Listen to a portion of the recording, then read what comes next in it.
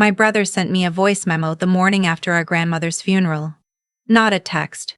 A voice memo, like he wanted me to hear the smile in his voice. Hey sis, just so you know, Dad and I already talked to the estate attorney. Grammy's house is going to me and Diane. You were always the practical one, right? You've got your career. We figured you'd understand. Then a little laugh. Casual. Like he'd just told me the restaurant changed its menu. I sat in my car in the parking lot of a Walgreens in Brentwood, Tennessee, still wearing the black dress from the service, and I listened to it 3 times. Then I texted back, "Got it, thanks for letting me know." What I didn't tell him was that I was already on the phone with my grandmother's attorney by the time I hit send. I should back up. My name is Brooke. No, wait. I need to start where it actually starts because the voice memo wasn't the beginning. It was just the moment I stopped pretending. My name is Claire. No. Let me just say, I'm 32 years old, I live in Nashville, and for most of my life I was the daughter who didn't need anything. That was the role my family assigned me before I was old enough to refuse it. My older brother got the worry. My younger sister got the coddling. I got the nod. The quiet, approving nod that meant you're fine, we don't have to think about you. I graduated college on loans I paid back myself. I bought my own car at 23. I built a small but real career in healthcare administration, managing billing operations for a group of orthopedic clinics. I was proud of that. I thought being self-sufficient was something my family admired.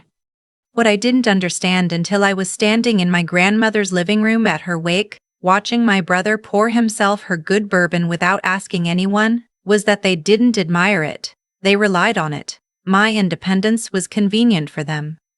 It meant they never had to consider me.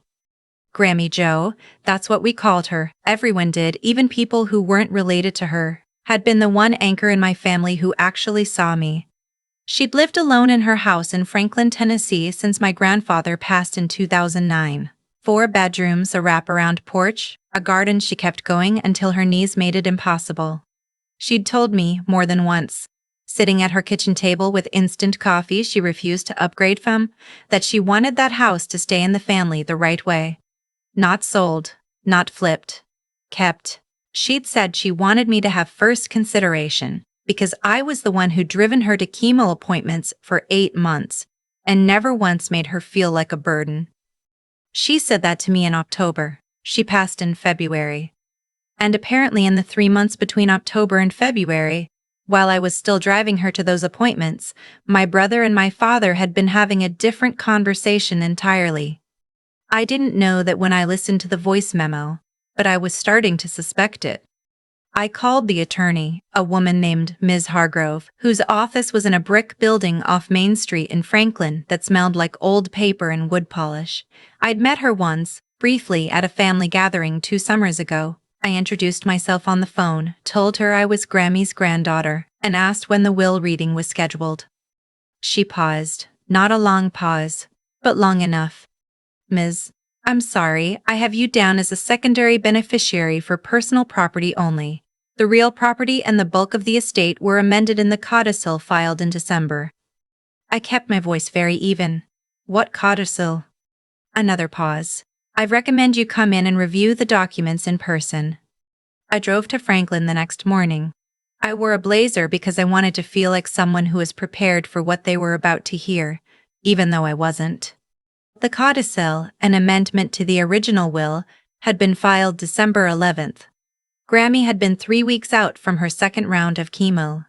She'd been exhausted and nauseated and, according to her neighbor who I'd spoken to twice that week, barely leaving her bedroom. The codicil redirected the house and the main savings account, about $340,000 total, to my brother and named my father as the executor with full discretionary power over asset distribution. Grammy's original will, the one Miss Hargrove showed me from 2 years prior, had split everything equally between her 3 grandchildren, with a specific note that the Franklin house should go to me if I wanted it, and that my cousins could buy it from the estate at a fair price if I didn't. I sat with that for a minute. The original document. Her handwriting in the margins. Little notes she'd made herself before the attorney drafted it. One said simply, "Brigitte has always shown up." That's my name, Brigitte. My family always shortened it. They called me Brie, like the cheese, like it was a joke. Grammy called me by my full name every single time. I asked Miss Hargrove how the codicil had been executed. She told me Grammy had come into the office with my father. She'd appeared, in Miss Hargrove's words, fatigued but coherent. The codicil had been witnessed and notarized. I asked if Grammy had come alone with my father or if anyone else was present. Just my father. I thanked Miss Hargrove, asked for copies of both documents, and drove home. I didn't cry until I was on I-65 North, stuck in the kind of thin gray February traffic that makes everything feel worse. Then I cried for about 10 minutes, and then I stopped, because I had a lot of work to do. Here's what I knew, sitting at my kitchen table that night with both documents printed out and a legal pad in front of me. Grammy's original wishes were clear. The amendment happened when she was physically depleted and alone with my father. My brother had left me a voice memo that sounded rehearsed, and nobody had told me any of this was happening.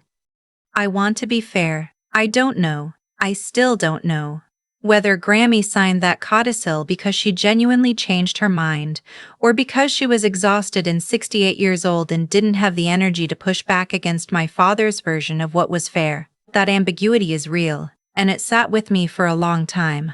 But what I did know was that something wasn't right, and that I owed it to her. The woman who sat in a waiting room chair next to me for 8 months, who grabbed my hand during her worst days and told me she was lucky to find out what had actually happened. I called a probate litigation attorney. Her name was Ms. Delacroix, and she came recommended by a colleague at work whose family had gone through something similar 2 years before. I met her at her office in downtown Nashville, told her everything, laid both documents on her desk. She read the codicil. She read the original will. She looked at the dates. "How was your grandmother's cognitive state in December?" she asked. She was exhausted. She'd just finished her second round of chemo. "Did she ever express to you, after December, what she wanted to happen with the estate?" I thought about the last real conversation I'd had with Grammy, 3 weeks before she passed. She'd been having a good day. One of the last ones. We'd sat on her porch with blankets because she wanted the cold air. She said it helped her breathe. She'd told me she'd been having trouble sleeping, that she felt like there was unfinished business, that she'd made some decisions recently she wasn't sure were right. I'd asked her what decisions. She'd said, about the house. Then she'd gotten quiet and changed the subject, and I hadn't pushed because I didn't want to tire her out. I told Miss Delacroix all of this. She nodded slowly. "We have grounds to contest the codicil on the basis of undue influence and potential lack of testamentary capacity.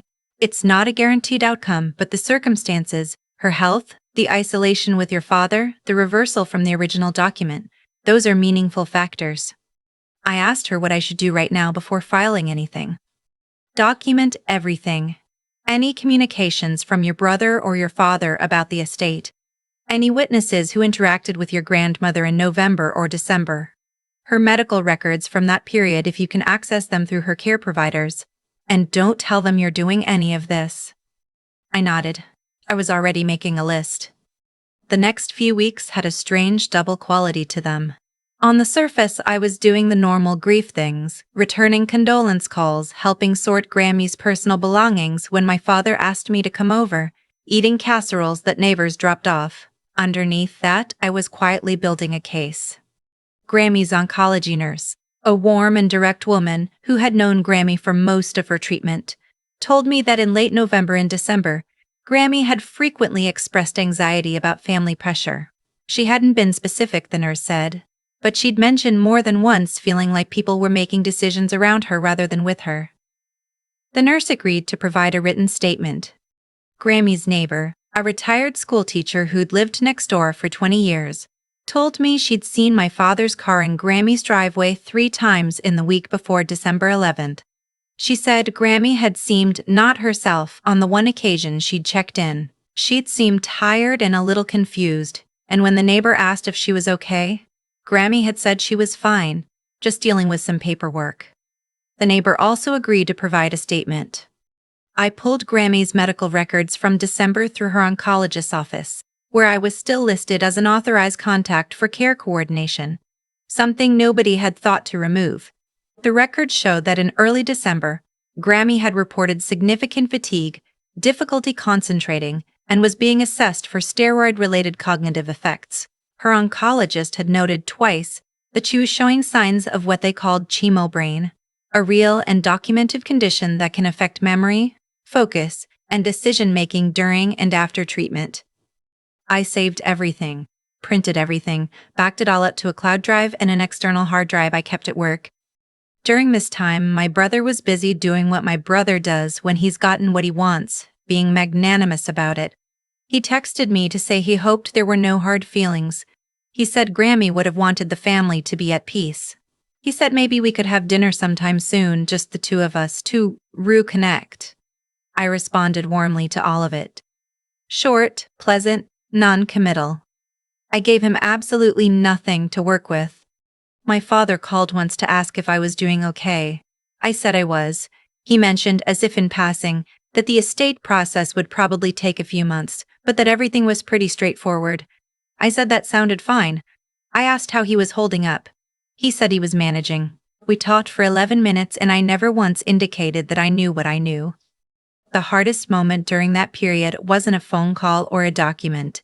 It was a Sunday afternoon when I drove past Grammy's house and saw my brother's truck in the driveway. The lights were on inside. Someone was going through her things. I sat at the stop sign at the end of her street for longer than I should have, and then I drove home. Ms. Delacroix filed the contest 4 weeks after our first meeting. The petition cited undue influence, specifically that my father had used Grammy's physical vulnerability and isolation to pressure her into amending the will against her original and repeatedly stated wishes. It cited the medical records documenting her cognitive impairment in December. It included the written statements from the nurse and the neighbor. It noted the stark contrast between Grammy's original document, detailed, personalized, with her own handwritten notes, and the codicil, which was brief, generic, and filed during a period when Grammy had documented difficulty concentrating. We requested a temporary freeze on estate asset distribution pending the outcome of the contest. The freeze was granted within 48 hours. My brother called me the same afternoon the freeze went into effect. His voice was different this time. Not the smooth, practiced warmth from the voice memo. Tighter. Brigitte, what is this? What are you doing? I'd been expecting the call. I was sitting at my kitchen table with a cup of coffee and I let it ring twice before I picked up. I'm contesting the codicil, I said. I think Grammy's original wishes deserve to be honored. He went through the predictable sequence. First, Grammy chose to change her will. You have to respect that. Then, this is going to tear the family apart. Then, when neither of those landed, do you know how much this is going to cost everyone? I said, I know what this is going to cost me. I've thought about that. He hung up.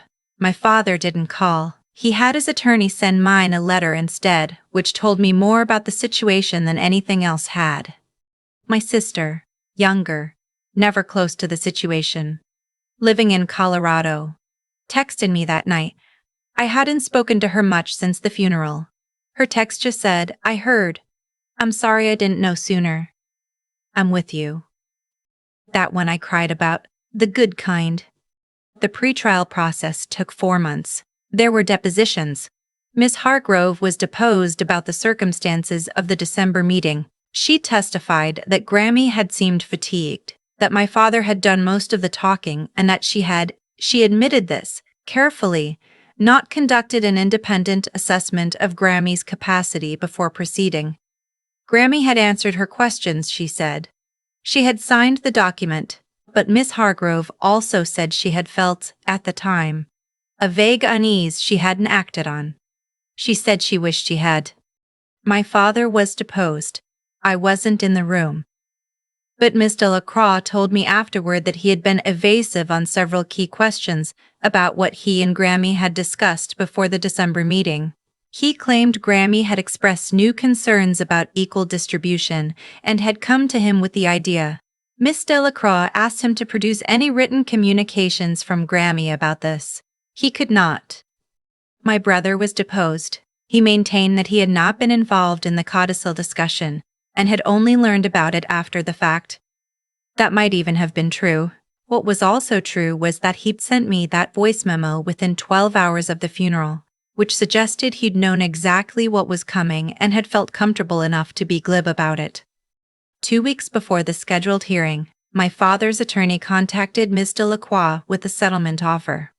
They proposed reinstating the original will's equal three-way split of the liquid assets and giving the right of first refusal on the house at appraised value to be purchased within 90 days. Ms. Delacroix laid it out for me over the phone. "It's not everything in the original will," she said. "You don't get the house automatically. But it's a significant reclamation of what Grammy intended, and it avoids a full hearing." I asked her what she thought. "I think we'd win at the hearing," she said. "The evidence is strong. But litigation is unpredictable and the stress of a full hearing, it's real. I want you to make this decision based on what you actually want, not on what feels like the most dramatic form of justice." I sat with that for a day. What did I actually want? I wanted Grammy's original intent to be honored. I wanted the record to show that what happened in December wasn't right. The settlement didn't include an admission of wrongdoing. It never does, but the practical outcome was close to what Grammy had written before anyone got to her. I took the settlement. The financial split was recalculated. My third of the liquid assets came to a little over $110,000. I exercised the right of first refusal on the house. My portion of the estate, combined with savings I'd built specifically for this, was enough to make it work without a large mortgage. I moved into Grammy's house in September. The first night I slept there, I lay in the bedroom that had been hers for 30 years, and I thought about her sitting at that kitchen table with her instant coffee, telling me I'd always shown up. I thought about her on the porch in February with our blankets, telling me she wasn't sure she'd made the right decisions. I thought about the words she'd written in the margin of her will. My full name, in her handwriting, with no explanation needed. I want to be honest about what happened to the rest of my family, because I think that matters. My father and I don't have a relationship anymore. That isn't dramatic. It's just accurate. We don't call. I don't go to family gatherings where I'd have to navigate the pretense that things are normal. I don't hate him. I think he convinced himself he was doing what was fair, redistributing to the child who needed it more, making decisions for a woman he thought couldn't make them herself. But that's not his call to make, and what he did was wrong, and I can't unknow it. My brother and I spoke once after the settlement. He said he thought I'd been vindictive. I said I thought Grammy deserved better than what happened to her. We've been in a holding pattern since then. Maybe that changes eventually. I don't spend much time thinking about it. My sister came to help me move into the house. She drove from Colorado with her truck loaded with boxes, and we spent 2 days unpacking, eating takeout on Grammy's kitchen floor, and talking the way we should have been talking for years. That friendship, which is what it is now, more than sisterhood, is one of the things I'm most grateful for. Grammy's neighbor came over the second week I was there. She brought a plant for the front porch. She said she was glad the house had stayed with someone who loved it. I'm still in healthcare administration. I manage a larger team now. We took on 2 new clinic groups in the past year, and I've been working on building out a billing compliance program I'm genuinely proud of. The work is hard and specific, and it belongs entirely to me. Nobody handed me any of it. Nobody can take it from what it is. Some people, when they hear this story, focus on the legal outcome. The money, the house, the settlement. I understand that. It matters. Financial security is real, and I don't want to pretend otherwise. But when I think about what I actually fought for, it was something smaller and more specific than that. It was the word Grammy wrote in the margin of a document when she was alone in a room with her attorney and no one was watching. She wrote my name. She wrote it because she wanted it on the record. And for a few months, someone had tried to bury that record. I didn't let them. The garden on the east side of the house is coming back. The previous winter had left it rough, but I've been out there on weekends learning what Grammy planted. What comes back on its own. What needs attention? There's a rose bush along the fence that bloomed this spring for the first time in 3 years, according to the neighbor. Grammy had apparently been worried it was gone for good. It just needed someone willing to stay with it. There's a version of this story where I do nothing, where I listen to that voicemail, feel the familiar sting of being passed over, and tell myself it isn't worth the fight. I almost lived that version. For about 48 hours after I sat in Ms. Hargrove's office and read the codicil, I genuinely considered letting it go, not because I thought it was right, I knew it wasn't, but because fighting your own family in a courtroom is an ugly thing to contemplate. And part of me had spent so many years being the one who didn't need anything, that I'd started to believe my own role. What changed wasn't anger. Anger would have faded. What changed was something quieter. The memory of Grammy's handwriting in the margin of her original will. My full name, written by her hand, meaning something she never had to explain to me because I already knew. She had seen me clearly, and someone had tried to erase that. That's the thing about integrity. The real kind, not the performative kind. It doesn't announce itself. It just shows up in what you're willing to do when no one is watching and the outcome isn't guaranteed. I didn't contest that codicil because I was certain I'd win. Ms. Prytis, Delacroix told me herself that litigation is unpredictable. I did it because the alternative was participating in a lie, and I couldn't do that to her. I think about what it actually took to build that case. The months of careful documentation, the medical records, the neighbor's statement, the nurse who'd watched Grammy struggle and was willing to say so in writing. None of that happened by accident. It happened because I paid attention. I'd been paying attention to Grammy for years, driving her to appointments, sitting in waiting rooms, learning the rhythms of her treatment.